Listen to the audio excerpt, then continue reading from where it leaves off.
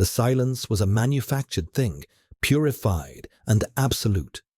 It settled over Kalen not as an absence of sound, but as a presence, a heavy, sterile blanket pressed against his ears, his skin, his soul.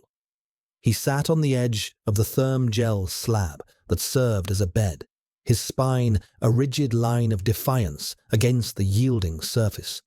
The room was a perfect cube of polished white chrome, its seamless walls reflecting a diffuse, shadowless light that had no discernible source. There was no window, no clock, only the light, the silence, and the cold that seeped from the floor, through the thin soles of his standard-issue slippers, and into the marrow of his bones. His hands rested on his knees, palms up. The magnetic cuffs had been removed an hour ago, a preparatory gesture for his final sentencing, yet the ghost of their weight lingered, a cold brand on his wrists.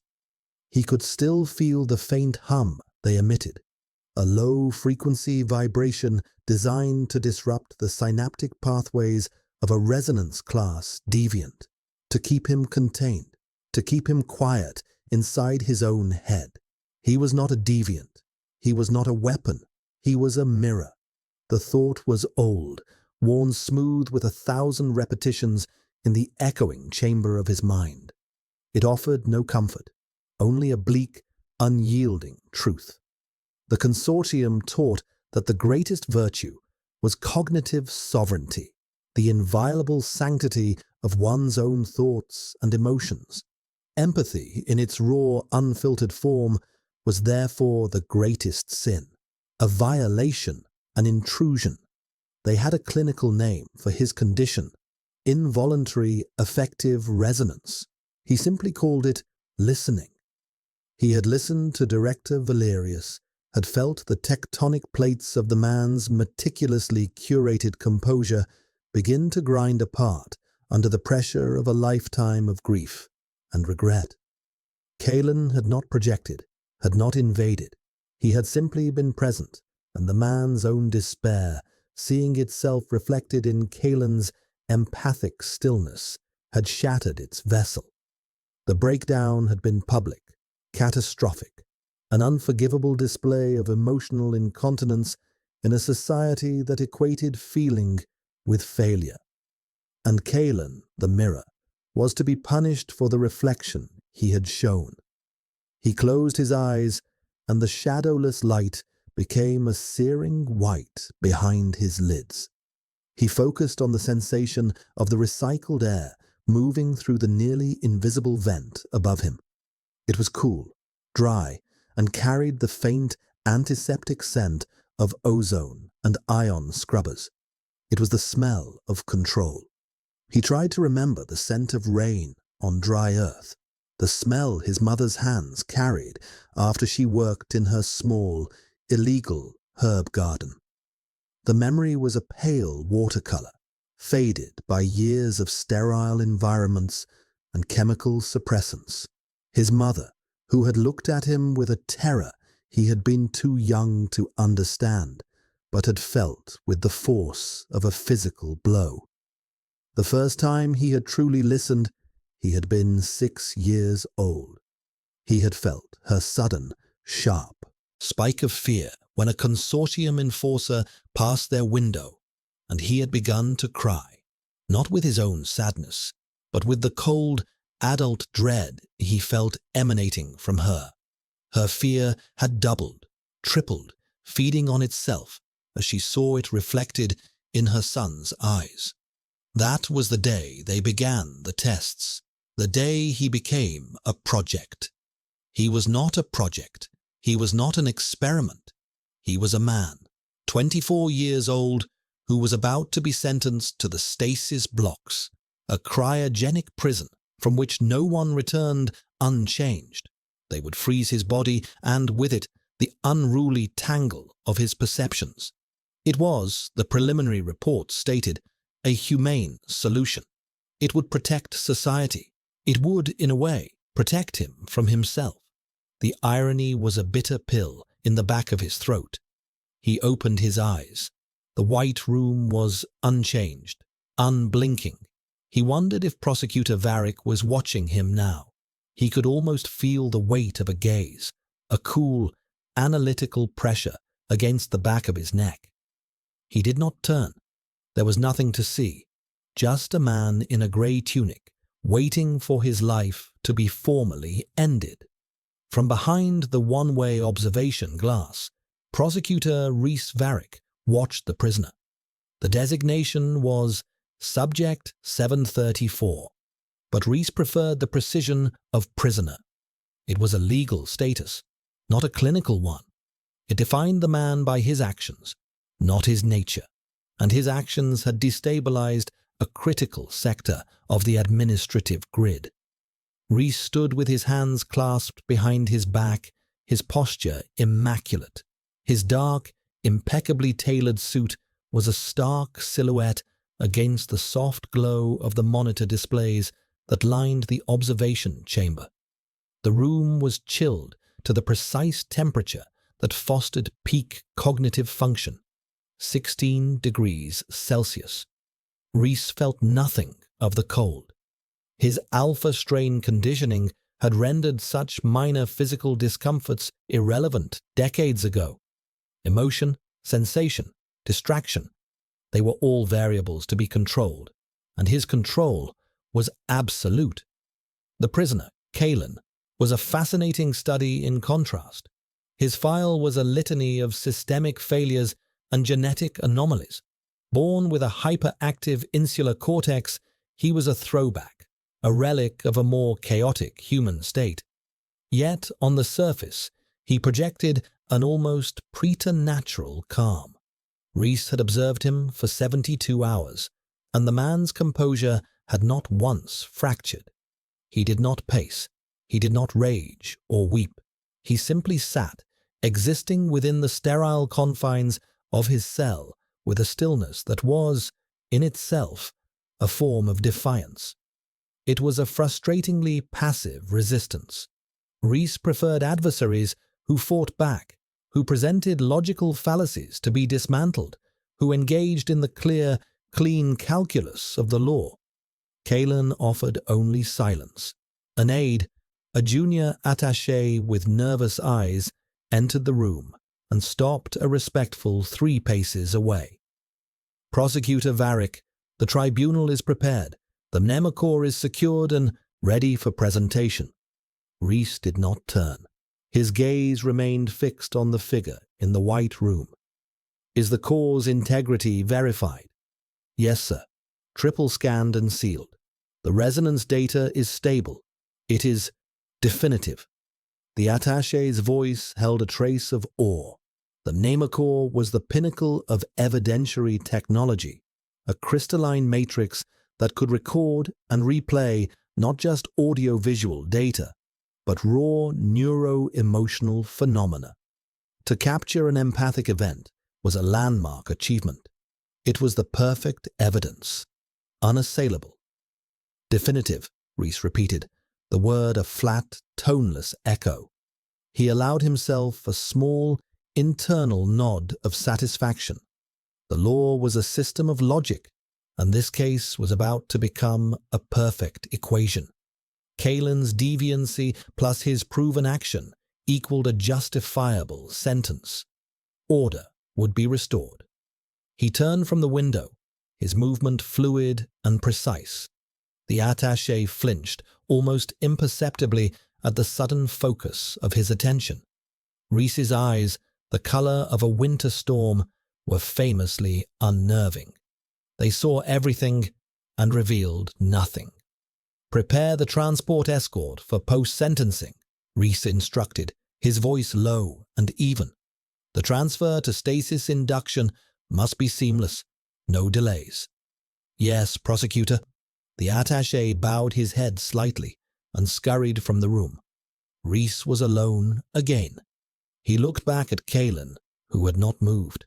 For an infinitesimal moment, a flicker of something unidentifiable passed through Rhys. It was not pity. Pity was a useless, corrosive emotion. It was not curiosity. His curiosity was purely intellectual. It was a resonance of his own, a faint, discordant hum in the perfectly tuned instrument of his mind. He recognized the stillness in the prisoner. It was the same stillness he cultivated in himself, the same rigid control over a turbulent interior. But where Reese's control was a fortress of logic and conditioning, the prisoners felt different. It felt like a dam holding back an ocean. The thought was illogical, anthropomorphic. He dismissed it instantly. He was projecting. A sign of fatigue. He adjusted the knot of his slate-grey tie, the gesture small and automatic, a physical reset of his mental state. It was time. He had a case to close, a variable to eliminate. He turned his back on the mirror and walked toward the tribunal, the soft soles of his shoes making no sound on the polished floor. The silence followed him. The tribunal chamber was a vast, circular amphitheater, carved from black obsidian and cold steel. It was designed to intimidate, to dwarf the individual and exalt the system. At its center was the defendant's platform, a single disc of illuminated glass. Kalen stood upon it, the light from below casting his face in stark, unnatural angles. He felt like a specimen under a microscope, every flaw magnified for the cold, dispassionate scrutiny of the three arbiters who sat enthroned on a high dais before him. Their faces were impassive masks, their bodies draped in the heavy, dark robes of their station. Below them, at a sleek, minimalist lectern, stood Prosecutor Rhys Varric. He was a figure of immaculate, lethal grace. The severe cut of his suit, the stark white of his shirt, the controlled intensity of his posture. It all spoke of a man who was not merely a part of the system, but its perfect embodiment. "The evidence before this tribunal is unprecedented," Rhys began, his voice resonating through the chamber's acoustic amplifiers. It was a calm, measured tone, devoid of passion, yet utterly compelling. It was the voice of pure reason. "We have for the first time a direct recording of a criminal empathic act. The mnemocore, designation Epsilon 7, contains a full-spectrum capture of the cognitive and affective data from the incident involving Director Valerius." He gestured to a floating plinth beside him, where a crystalline shard, no larger than his hand, pulsed with a soft internal light. The mnemocore. Kalen's stomach tightened. He could feel the thing, even from this distance. It was like a recording of his own soul, stored and catalogued as evidence of a crime. "The data will show that Subject 734 Kalen," Rhys continued, the use of his name a deliberate, clinical strike, "did willfully and with malicious intent project a wave of profound emotional distress upon Director Valerius. This projection, a direct violation of the Cognitive Sovereignty Act, precipitated the director's subsequent neural collapse, endangering the stability of the Western Sector administration." Rhys's words were clean, precise, each one a perfectly placed stone in the wall of Kalen's guilt. Kalen wanted to shout that it wasn't true, that he had not projected, only reflected. But what good would it do? His entire life, his every attempt to explain, had been met with the same sterile dismissal. To them, there was no difference. To feel what another feels was to steal their innermost self. "Before we present the cause data to the arbiters," Rhys announced, "I will perform the final authentication protocol." It was a formality, but a necessary one. The prosecutor of record was required to briefly interface with the mnemocore to verify its signature and chain of custody. A hush fell over the chamber. Rhys stepped toward the plinth. He extended his hand, his long, pale fingers hovering over the glowing crystal for a moment before making contact. The protocol required only a light touch, a synaptic scan that would take less than a second. The moment his skin touched the crystal's cool, smooth surface, it happened. It was not a thought. It was not a sound or an image. It was a feeling, a raw, undiluted spike of pure sensation that bypassed every layer of Reese's formidable conditioning. For 1/10,000th of a second, the universe of Reese Varick, a universe of cold logic and perfect order, was annihilated. He felt it. He felt Kalen. He felt the suffocating terror of being a mirror in a world of stone, the bone-deep weariness of a lifetime of being misunderstood, the crushing, abyssal loneliness, and beneath it all, braided into Kalen's own fear, was the echo of another's pain, the jagged, screaming despair of Director Valerius, a despair so profound it felt like swallowing glass. It was not malice, it was agony, a shared agony. The sensation vanished as quickly as it came, leaving behind a silence in Reese's mind that was louder than any scream. His hand recoiled from the crystal as if burned. The movement was minute, almost imperceptible, but for Reese, it was a seismic event, a loss of control. He straightened, his face an unreadable mask, but inside, a hairline crack had appeared in the fortress of his psyche. A single, dangerous drop of chaos had seeped through. He could feel his heart rate, a perfectly regulated 60 beats per minute, flicker to 61, then 62. He consciously forced it down. Control. It was all about control. He turned to the arbiters, his expression unchanged. "The core is authentic," he stated, his voice a perfect replica of its earlier calm. No one could have possibly detected the tremor that ran through him, the ghost of an emotion he could not name. No one except, perhaps, the man on the illuminated disc. Kalen's eyes were fixed on him, and for the first time, Kalen saw something flicker in their stormy depths. A brief, shared shock, a connection. Reese ignored it. He turned his back on Kalen, focusing on the arbiters, on the finality of his duty. He built the wall of his logic back up, brick by painful brick. This was an anomaly, a data corruption from the interface. It meant nothing. The evidence was the evidence. The law was the law. He drew a slow, deliberate breath, the recycled air tasting like ash. The prosecution rests its case. The data within the Nemacore is absolute. The subject is a threat to cognitive order. He paused, his gaze sweeping over the silent chamber before landing with chilling finality on the prisoner. "You're going to the stasis blocks." The words hung in the air, cold and heavy as stone. For Kalen, they were the sound of a door locking for the last time.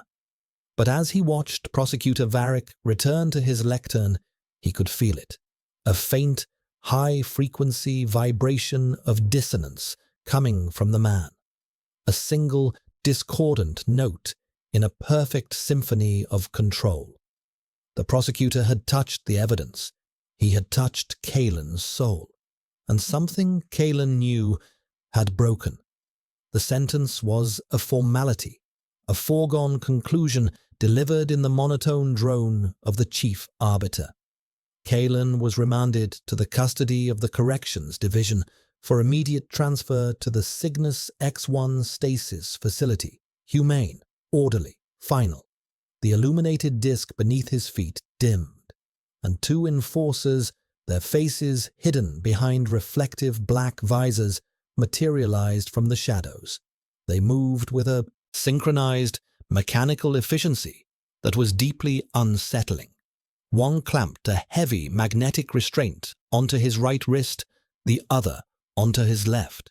The familiar, disruptive hum started up again, a dull vibration that worked its way up his arms, attempting to scramble the very pathways of his perception.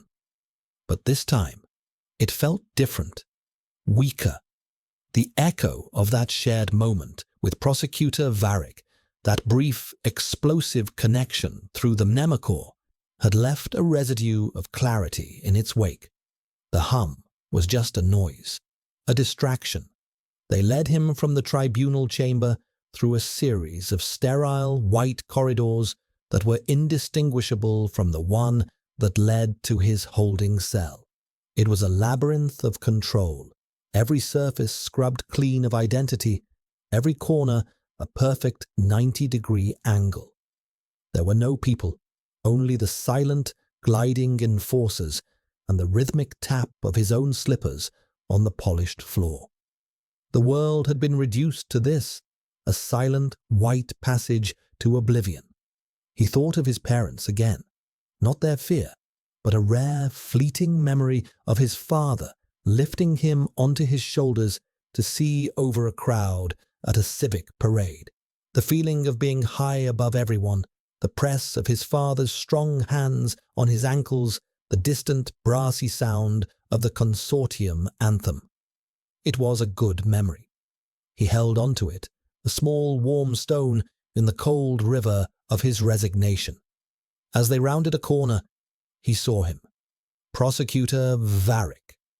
He was standing in the middle of the corridor, speaking in low tones to a man in the severe grey uniform of a warden. Varric's back was to them, but Kalen would have recognized that rigid, controlled posture anywhere. The warden, a man with a face like a clenched fist, nodded curtly and gestured down a branching hallway. Varric gave a single, sharp nod in return, and the warden departed, his heavy boots echoing with solid authority. For a moment, Varric remained perfectly still, a statue carved from shadow and discipline.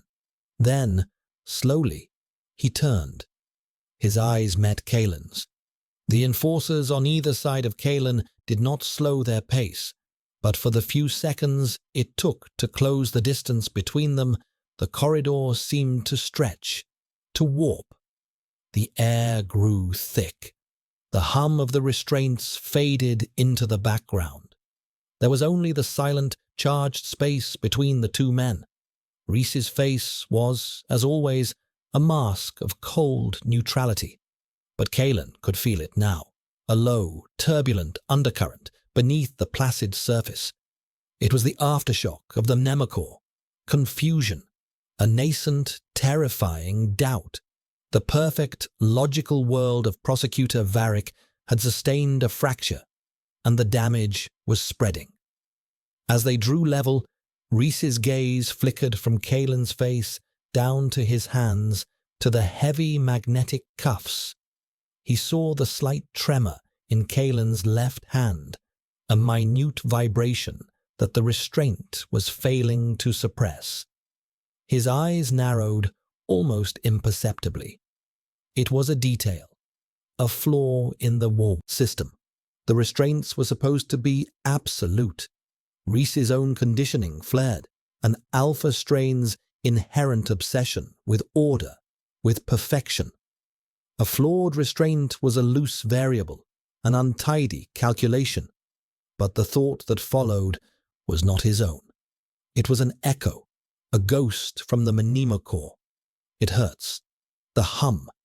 It feels like insects crawling under my skin. Reese flinched internally. The thought was not a psychic projection. Kalen's abilities were suppressed. It was a memory, a piece of the data he had touched, now embedded in his own consciousness, like a shard of glass. He had not just observed the prisoner's emotional state, he had downloaded a fragment of it. The realization was horrifying, a contamination, a breach of his own cognitive sovereignty. He, the system's greatest defender, had been compromised by the very deviancy he had just prosecuted. He tore his gaze away from Kalen as the small procession passed him. He said nothing. He did not move. He simply stood, listening to the soft footfalls recede down the corridor until they were swallowed by the oppressive silence. He remained there for a long time. The corridor was empty, the air was still, but his mind was a storm. He replayed the moment of contact, the terror, the loneliness, the reflected agony. It was not the data of a malicious criminal. It was the data of a man in unbearable pain. He was not an asset. He was not an experiment. He was a mirror. The thought, Kalen's own mantra of survival, surfaced in Reese's mind with startling clarity, and with it, another memory from the core. A flash of an old woman's face, her eyes filled not with fear, but with a fierce, desperate love. "You're not broken, Kalen. You just hear the world's song a little too clearly." His mother, before the fear. Reese leaned a hand against the cold, seamless wall to steady himself. The polished chrome felt slick beneath his palm. He looked at his reflection, a tall, severe man in a dark suit, a face that had been trained since boyhood to betray nothing. The Alpha program. He remembered the lessons. Emotion is a weakness. Empathy is a vulnerability. Attachment is a liability. Logic is the only truth. He had been the star pupil. He had purged himself of all the messy, chaotic variables of humanity to become this, a perfect, calculating machine in service to the law.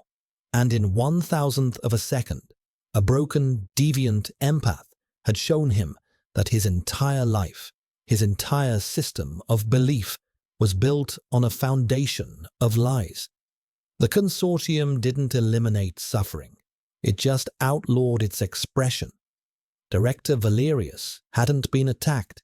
He had been suffocating, and Kalen was the only one who had heard him screaming. The system had not protected Valerius. It had created the pressure that destroyed him. The irony was so profound, so bitter, it almost felt like an emotion. Reese pushed himself off the wall. His movements were stiff, unfamiliar. He had a duty to perform, post-sentencing archival. He had to take possession of the Nemacor, but it was no longer about duty. It was about something else, something he did not yet have a name for. Reese Varick's office was on the 112th floor of the Justice Spire. One entire wall was a sheet of smart glass, currently polarized to a deep twilight, revealing the sprawling, glittering expanse of the city below. Amethyst City, a jewel of perfect order, its towers like crystalline needles piercing the sky, its transport lanes flowing with the silent, electric grace of a circuit board. For 17 years, Reese had looked out this window and felt a profound sense of rightness. He saw logic, structure, peace. Tonight, he saw a cage, a beautiful, intricate cage of light and steel, and he was one of its most trusted keepers. The thought did not bring him satisfaction. It brought a cold, hollow ache to the center of his chest. On the obsidian desk before him, the Nemacor pulsed with its soft, captive light. He had requisitioned it from the tribunal archives under the pretense of conducting a post-sentencing degradation analysis. It was a plausible, if unusual, request. His authority was such that no one had questioned it. The core sat on a velvet cloth, an object of immense power and terrible intimacy. It contained the irrefutable proof of Kalen's guilt. It also contained the proof of his innocence, a perfect paradox. Reese ran a hand over his face, the gesture weary and alien to him. His skin felt cold, his movements disconnected. The perfect symphony of his conditioning was faltering, the dissonant note introduced by Kalen growing louder and more insistent. He could feel the pull of the core. The data fragment he had absorbed was calling to its source, a phantom limb, aching for the body it was severed from. He knew what he had to do. The brief contact had been a shock, an anomaly. To understand it, he needed the full data set. He needed to see the event not as a prosecutor, but as a witness. It was a catastrophic breach of protocol. Interfacing with raw, effective data without a sanctioned purpose was a Class A offense, even for him. It was a risk, but the risk of not knowing, of continuing to live within the perfect, sterile lie, suddenly seemed infinitely greater. He could no longer trust his own judgment. He needed the truth, no matter how chaotic. With a deliberate, steady hand, he retrieved a neural interface cable from a locked drawer. It was a slender, silver wire with a synaptic port at one end and a data jack at the other. He connected the jack to a port on the base of his desk console, then swiveled his chair to face the Mnema core.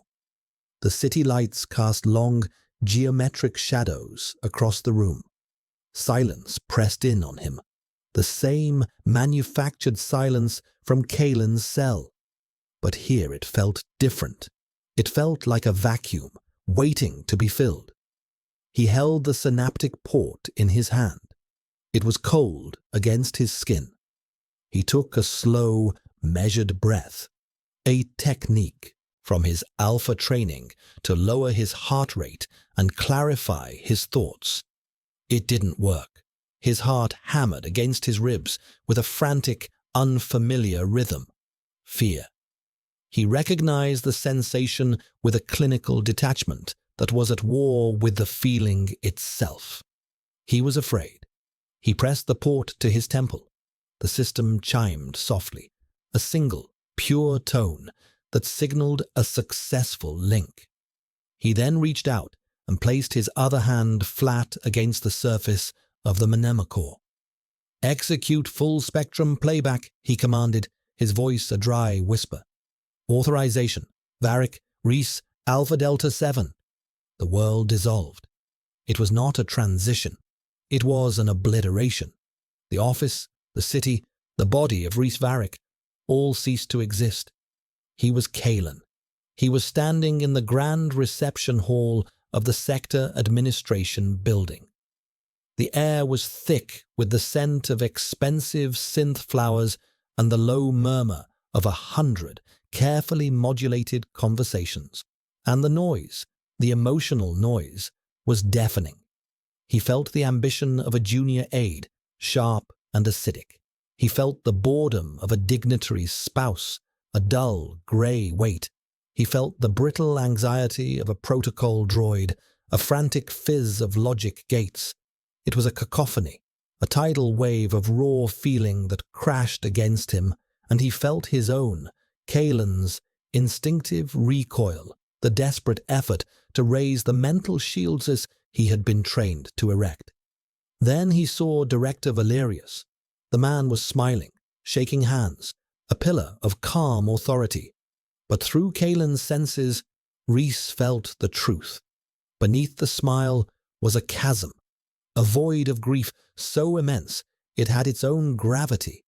The director's son had been reassigned to an off-world colony a year prior, a common punishment for minor ideological infractions, a quiet, clinical exile. The director had never spoken of it. He had continued his duties with flawless precision. But here, in the unfiltered stream of his soul, was the raw, screaming wound. He wasn't just grieving, he was dying from it. The smile was a mask, and the mask was cracking. Kalen Reese did not move. He did not project.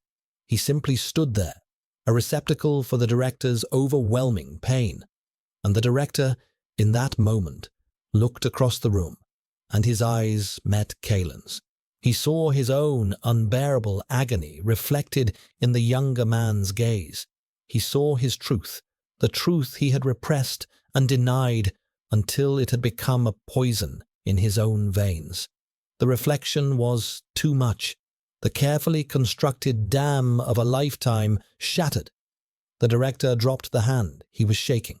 His smile evaporated. A sound tore from his throat. a sound of pure animal grief. He collapsed, weeping, his body convulsing with the force of his unleashed sorrow. Chaos erupted, alarms blared, people shouted, and through it all, Rhys felt Kaelin's own terror, not of being caught, but of having been the vessel for such a catastrophic release. He had not been a weapon, he had been a catalyst for a truth that was already there. The playback ended.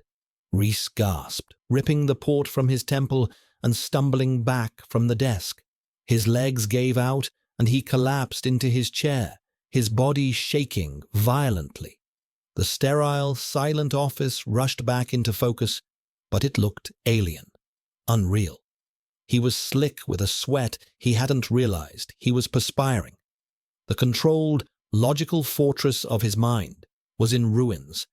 He had not just seen the memory, he had lived it. He had felt Kaelin's suffocating empathy, the constant, overwhelming barrage of the world's secret heart. He had felt Director Valerius's soul-deep agony, and he had felt, with sickening certainty, the absolute injustice of the verdict he had secured. Kaelin was not a criminal, he was a casualty of a system that valued order above humanity, silence above truth, and he, Rhys Varric, was its chief architect, its most loyal soldier. He looked at his hands. They were trembling, the hands that had signed the order for Kaelin's civic death, the hands that had held the evidence. He looked from his hands to the mnemonic, still pulsing softly on his desk. It was a perfect piece of evidence, a perfect lie. It proved an act had occurred, but it could not prove intent, and without intent, there was no crime, only tragedy, a tragedy he had willfully prosecuted. He stood up, his movements stiff. He walked to the smart glass window and looked down at the city, a cage of light. He saw the reflection of his own face superimposed over the grid of streets and towers. He saw the eyes of a stranger. The system of order had bred chaos within him. The law he had worshipped was a false god, and in the cold, silent clarity of his shattered worldview, he knew what he had to do. It was not a logical decision. It was not rational. It was, for the first time in his adult life, a choice born of feeling, an act of rebellion, an act of penance.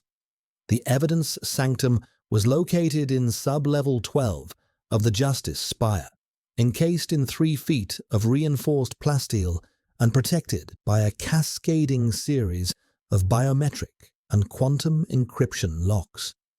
It was the heart of the consortium's legal system, a cold, sterile vault where the truths and lies that shaped society were stored in crystalline perfection. Rhys moved through the security checkpoints with the unhurried confidence of a man who belonged there. His alpha-level clearance slid through the system's defenses like a ghost. The final vault door, a massive circle of polished steel, hissed open at his approach, revealing a room chilled to near freezing. Rows upon rows of crystalline storage units lined the walls, each one glowing with a faint internal light, a library of human fallibility. He walked to the archival station at the center of the room. It was a sleek, black console designed for cataloging and securing new evidence. Beside it, however, was another, less frequently used device, the molecular deconstruction chamber. It was a failsafe, intended for the secure disposal of compromised or hazardous data, evidence contaminated by radiation, corrupted by system failure, or deemed a bio-cognitive threat. Its use required triplicate authorization and generated a dozen high-priority alerts. It was not a subtle tool. Rhys placed the mnemonic, Kaelin's soul, on a chip onto the console. The system scanned it automatically, its details flashing on the screen. Designation: Epsilon 7. Case: Consortium versus subject. 734. Verdict. Guilty. Status. Pending. Archival. He bypassed the archival command. With deft, precise movements, he opened the deconstruction chamber's access port. It was a small, dark aperture, humming with latent power. He typed a command into the console, his fingers flying across the holographic keys. Initiate emergency sanitization protocol. Authorization. Varric, Reese, Alpha Delta 7. Justification. Critical data instability detected. Risk of resonance cascade. It was a perfect lie, crafted from the system's own jargon. A plausible fiction that would, for a time, be believed. He knew it would trigger an investigation. He knew he would become the primary focus of it. He did not care. The consequences were a distant, abstract calculation. The present moment was the only thing that was real. He picked up the mnemocore. It felt warm in his hand, a faint, living pulse against his skin. He held it for a moment, this perfect, terrible record of a man's pain and another man's truth. It was the cornerstone of his career, the proof of his greatest victory. It was a monument to his own blindness. With a steady hand, he placed the crystal into the deconstruction chamber and sealed the port. He keyed in the final command. Execute. There was no sound, no flash of light, only a low, deep hum that vibrated through the floor. On the console's monitor, a schematic of the chamber showed the mnemocore dissolving. The crystalline lattice broke down, its structure unraveling at a subatomic level, the impossibly complex data stored within it dissipating into a chaotic stream of randomized energy. Reese watched, his face impassive, as the glowing representation of the core vanished from the screen. It was gone. The perfect evidence, his perfect case, destroyed. He had just committed an act of treason against the only religion he had ever known. And in the cold, sterile silence of the vault, he felt a profound, terrifying, and unmistakable sense of relief. He had not freed Kaelin. Not yet. But he had destroyed the cage of his conviction. The rest would be more difficult. The investigation began less than an hour later. It was conducted by the Internal Oversight Division, a body so feared and so powerful that even the arbiters treated its agents with cautious deference. The lead investigator was a woman named Director Jorik. She was an alpha like Reese, but where his conditioning manifested as cold precision, hers was a predatory stillness. She interviewed him in his own office, the two of them seated on opposite sides of his obsidian desk. The destroyed mnemocore was a ghost between them. The chances of a spontaneous resonance cascade in a stable Epsilon-class core are less than 1 in 10 billion. Prosecutor, Jorik said, her voice a low, pleasant murmur that did not match the surgical intensity of her gaze. For it to happen while in your possession is a statistical impossibility. Reese met her gaze without flinching. His own internal storm had been quelled, replaced by a crystalline, cold clarity. He would use the Master's tools to dismantle the Master's house. Impossibility is a theoretical concept, Director. The universe is governed by probability. However small the chance, it is never zero. He steepled his fingers, a gesture of calm intellectual authority he had used 1,000 times. The core's energy signature became erratic. My analysis suggested a containment failure was imminent. Following Protocol 1138 Gamma, I sanitized the asset to prevent a cascade that could have corrupted the entire Sanctum archive. The logs will confirm my actions were by the book. Jorik smiled, a faint, predatory curve of her lips. Ah, the logs. Yes, your authorization codes are all in order. Your justification, while dramatic, is technically sound. You have created a perfect, closed loop of logic. There is no external evidence of wrongdoing. It is, in its own way, a work of art. She leaned forward, the smile fading. But I am not a machine, Prosecutor. I do not only read the logs. I read people. And you have changed. There is a dissonance in you. Flaw in your composure. Reese felt a flicker of the fear he'd felt before interfacing with the core, but he smothered it instantly. I have been prosecuting deviants for 17 years, Director. It is possible their chaos has finally left a residue, a simple matter of professional fatigue. Fatigue, she repeated, tasting the word.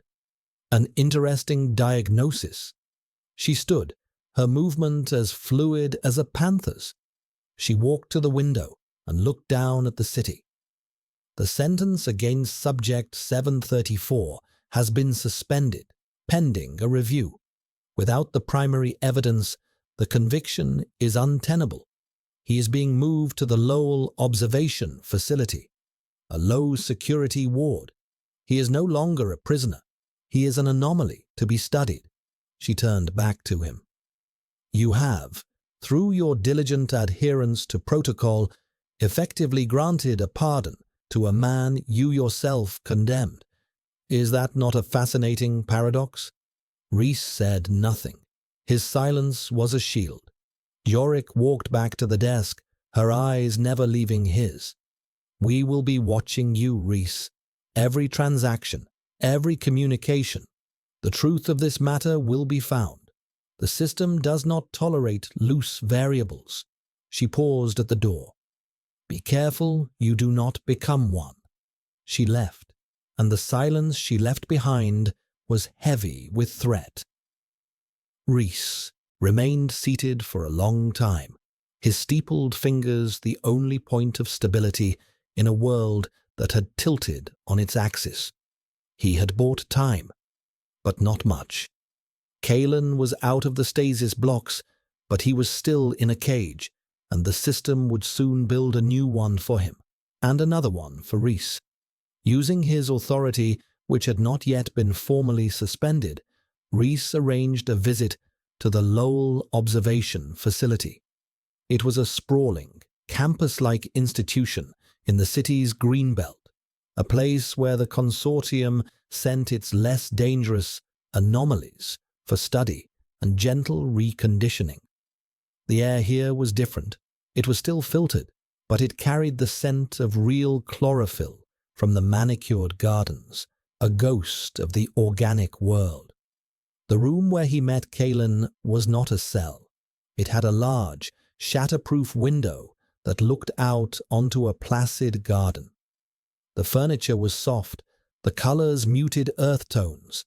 It was a comfortable prison, but a prison nonetheless. Kalen was standing by the window when Reese entered. He was dressed in a soft, cream-colored tunic, and the magnetic restraints were gone. He turned as the door whispered shut, and his eyes, the color of warm honey, widened slightly. He looked healthier. The desperate, hunted look was gone, replaced by a wary curiosity. The two men stood in silence for a full minute, the space between them thick with everything that had not been said. Reese was the first to speak. His voice was low, formal. There was an anomaly in the evidence from your tribunal. Kalen's gaze was steady, searching. He could feel it. The chaos in Reese was no longer a frantic storm. It had settled into something hard and resolute. The change in him was profound. An anomaly, Kalen repeated, his voice quiet. He took a step closer. He could feel the rigid control Reese projected, but beneath it, like a deep-sea current, was a powerful tide of something else. Fear, yes, but also a fierce, protective energy. It was directed at him. You're different, Kalen said, the words an understatement. Reese's jaw tightened.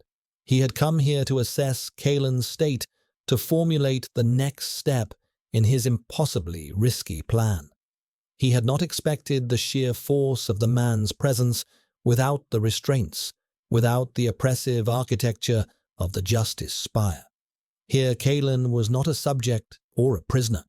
He was just a man, and his quiet, perceptive gaze saw straight through the layers of Reese's conditioning. "The circumstances have changed," Reese said, the words stiff and inadequate. "You changed them," Kalen stated. It wasn't a question. He could feel the truth of it radiating from Reese. He could feel the echo of the deconstruction chamber, the ghost of the dissolving crystal, the monumental weight of the choice Reese had made. He felt the terror and the liberation of that act, as if it were his own memory.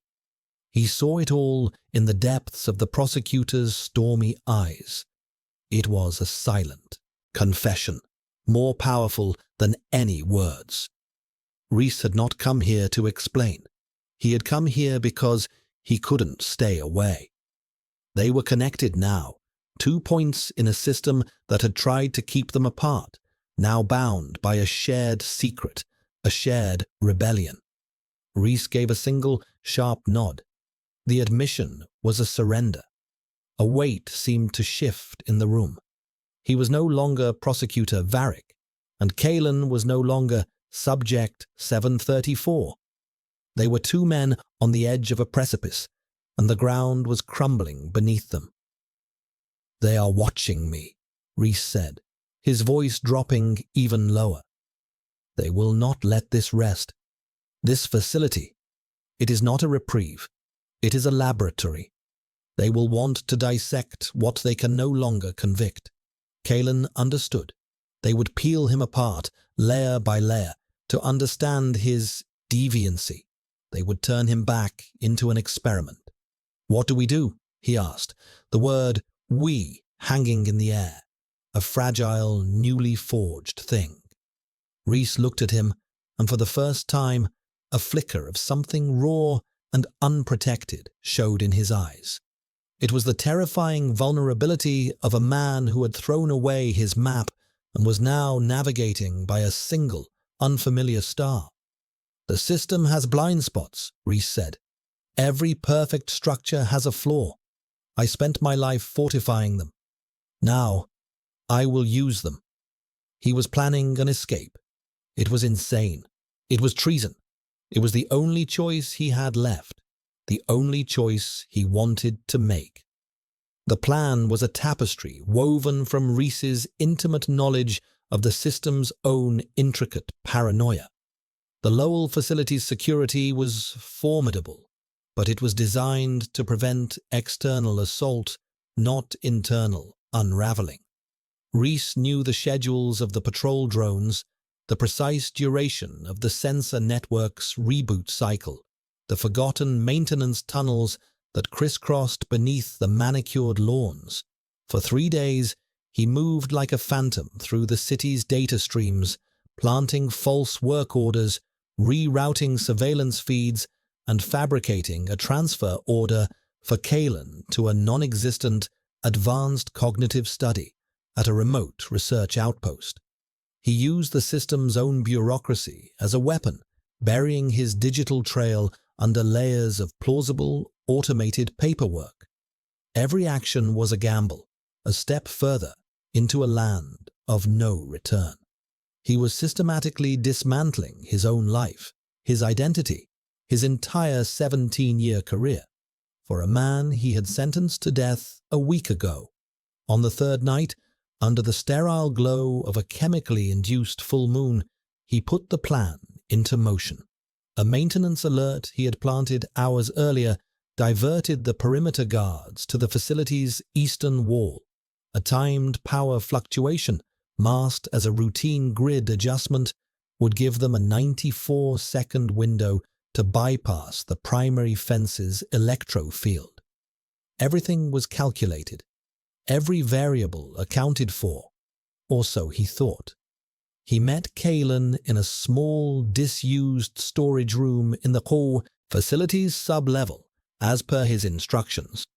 Kalen was waiting in the shadows, his face pale but his eyes resolved. He wore a dark, nondescript uniform Reese had smuggled in. For a moment, they just looked at each other. The chasm between Alpha Prosecutor and Resonance Deviant had vanished. They were simply two fugitives, their fates irrevocably entwined.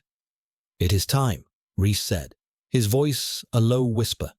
He handed Kalen a small, flat data chip.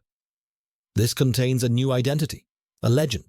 It's thin, but it will get you through the initial checkpoints at the outer perimeter." "You," Kalen said, his gaze fixed on Reese. "What about your identity?"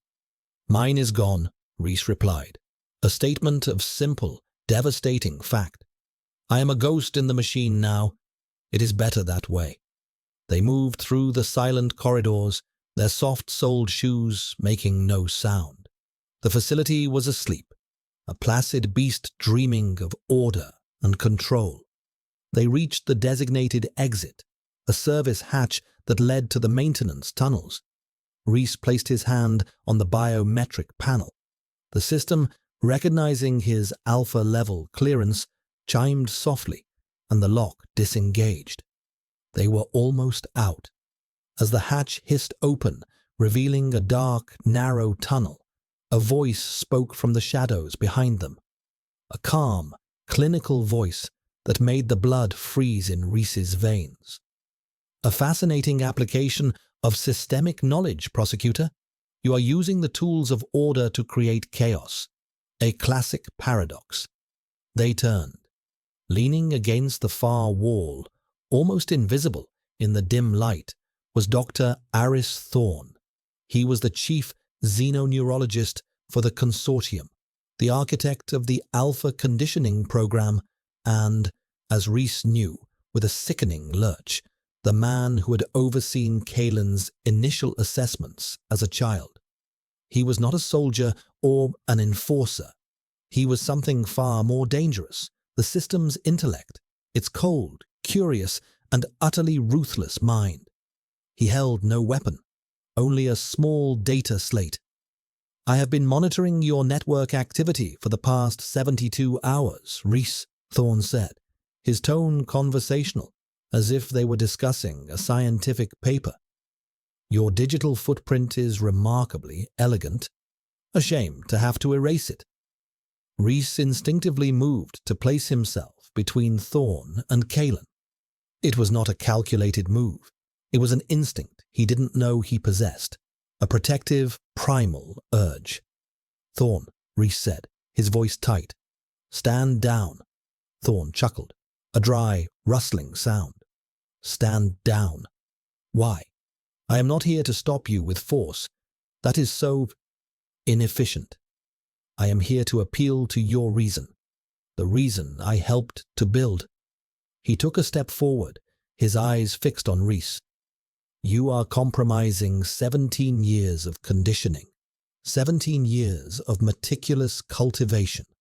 You were our greatest success, a mind of pure, unclouded logic, and you are throwing it all away.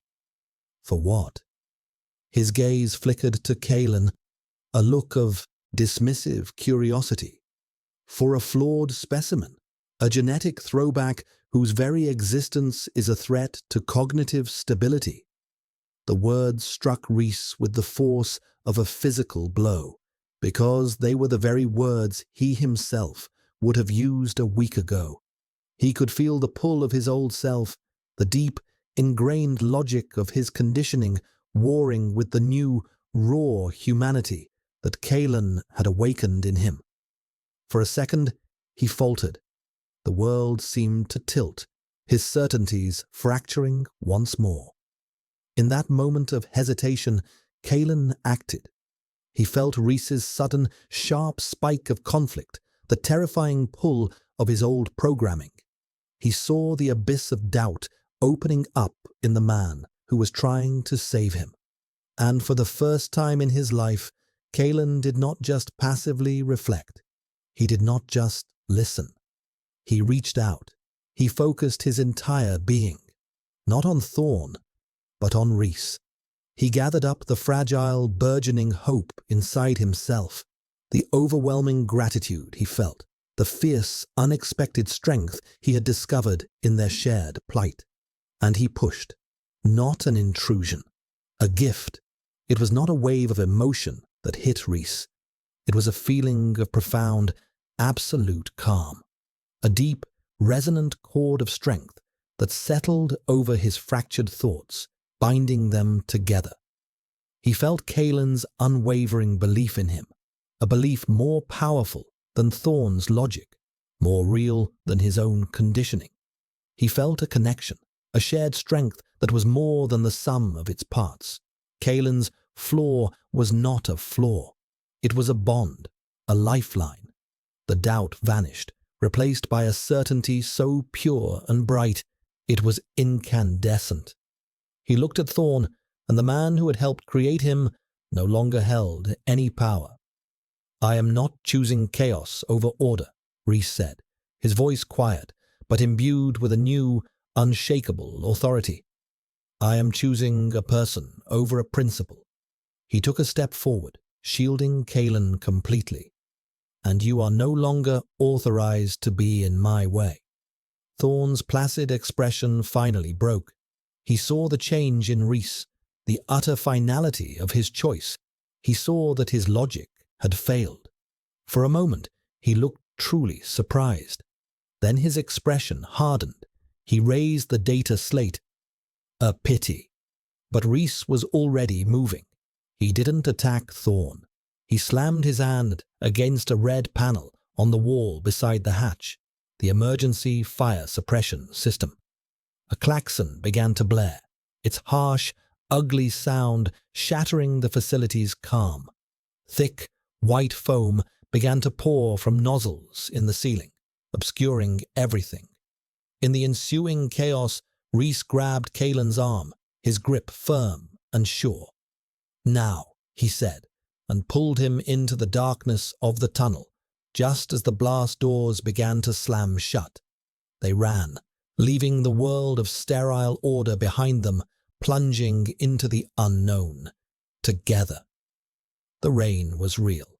It fell not in a pre-programmed, timed cycle, but with a wild, unpredictable rhythm against the single pane of glass that served as a window. Each drop that struck the pane was a unique event, a tiny, temporary starburst of splintered light. Kaelin sat on the floor, his back against a rough-hewn wooden wall, and watched them. It was the most beautiful thing he had ever seen. The air in the small cabin was cool and damp, thick with the scent of wet earth, pine needles, and wood smoke from the small, crackling fire in the stone hearth. It was a symphony of organic, chaotic sensation, and it felt like breathing for the first time. They had been running for 5 days, through the maintenance tunnels of Ametis, into the sprawling, derelict Undercity, and finally through the porous, half-forgotten checkpoints that led to the unregulated zones. Rhys's ghost-like knowledge of the system had guided them through its cracks like water. His logic and precision turned from a tool of enforcement to an instrument of escape. They had not spoken much during the flight. There had been no need. Their communication had become something deeper, a silent understanding that flowed between them in shared glances, small gestures, and the simple, constant reassurance of each other's presence. This cabin, tucked away in a dense, mist-shrouded forest hundreds of kilometers from Ametis, was their sanctuary. It belonged to a network of dissenters Rhys knew of only through encrypted whispers, people who lived outside the consortium's reach. They were safe, for now. The world of white chrome and shadowless light felt like a distant, feverish dream. Rhys was standing by the fire, staring into the flames. He had shed the last remnants of his old life along the way. The tailored suit was gone, replaced by simple, durable traveler's clothes. Stripped of his uniform, his title, his authority, he looked different, younger, more vulnerable. The rigid, perfect posture had softened, the lines of strain around his eyes and mouth were more pronounced. He looked like a man who had been hollowed out and was now being slowly, painfully refilled.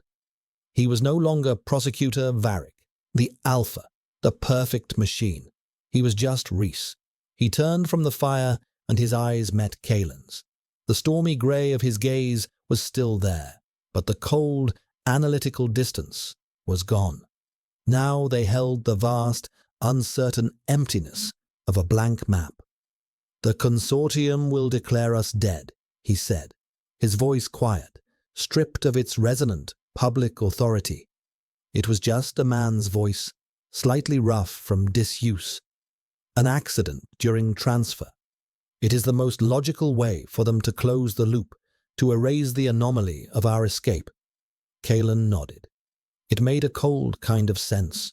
To the world they had left behind, they no longer existed.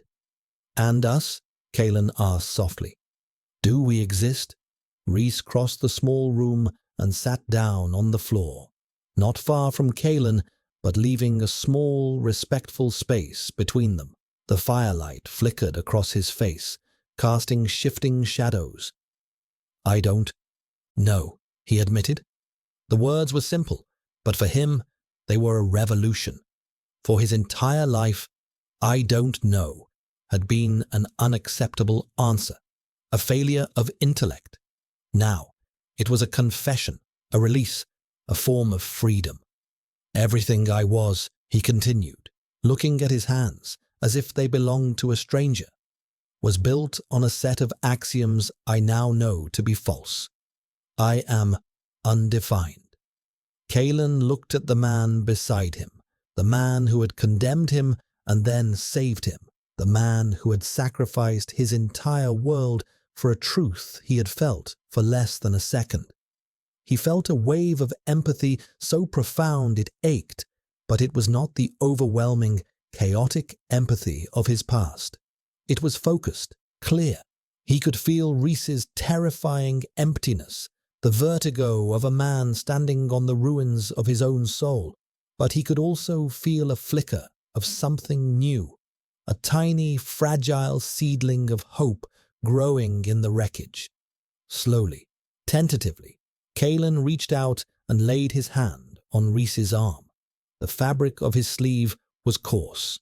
Beneath it, he could feel the warmth of his skin, the rigid tension in the muscle. It was the first time he had initiated contact, a deliberate act of connection. Rhys flinched, a sharp, involuntary tremor, his conditioning recoiling from the unexpected touch, but he did not pull away. He looked down at Kaelin's hand on his arm, and then up, meeting Kaelin's gaze. In his eyes, Kaelin saw the storm of his inner world, the fear and the confusion, but he also saw a flicker of gratitude, a quiet surrender. "You are not undefined," Kaelin said, his voice barely a whisper. "You are the man who listened."